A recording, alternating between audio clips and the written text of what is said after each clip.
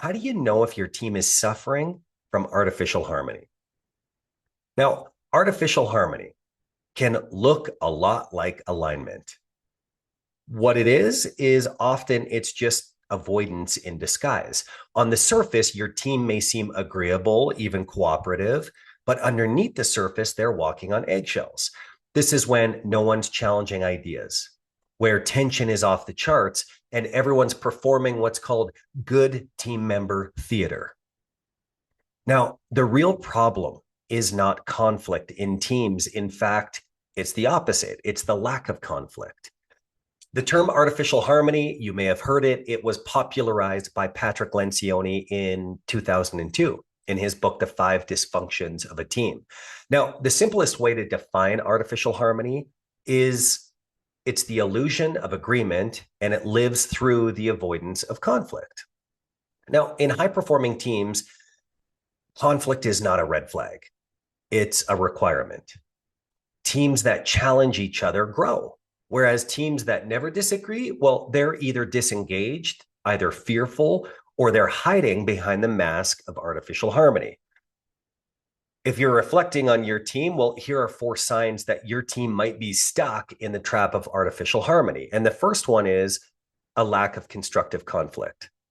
If your meetings are too polite, or if they go suspiciously smooth, do not assume it's healthy. Great ideas do not emerge from silence. They often come through challenge, from pushback, and from opposing perspectives. So, lack of constructive conflict is number 1. Number 2 is consistent agreement. When every decision gets a nod without a question, it's not alignment. You're likely in compliance mode. Real alignment includes friction. It means people have weighed in before they buy in. And that's a very important distinction. So number 2 is consistent agreement. Number 3 is unspoken frustration. If side conversations or if the one-on-ones you have where the real concerns come up, but then nothing's brought to the table in the meetings, you've got truth decay happening in real time. The silence that happens when you bring your team together is costing you and your team momentum. So unspoken frustration is number 3. And number 4 is the avoidance of accountability. Teams stuck in artificial harmony will tend to downplay missed expectations. They avoid hard feedback because keeping the peace becomes far more important than performance. So avoidance of accountability is number 4. So as you reflect on these 4 things, you need to ask yourself, and even better, ask your team, hey, when's the last time someone said, hold on, I disagree in one of your meetings? Or asking yourself, do I make it safe to speak up or just easy and comfortable to stay quiet? And then the last one for you as a leader, am I modeling the kind of candor that I want from others in the team? Now, if the answers to these questions make you uneasy, then good.